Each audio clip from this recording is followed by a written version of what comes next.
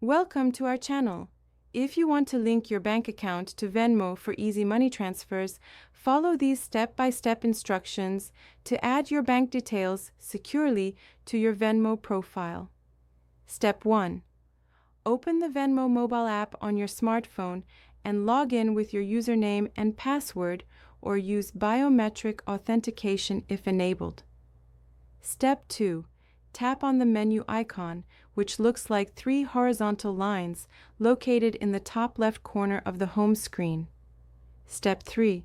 From the menu, select Settings to access your account configuration options. Step 4. In Settings, tap on Payment Methods to view and manage your linked payment options. Step 5. Select Add Bank or Card, and then choose Bank Account from the options presented. Step 6.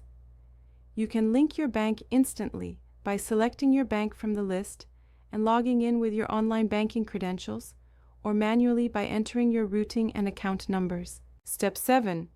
If linking instantly, choose your bank, log in securely, and select the account you want to link.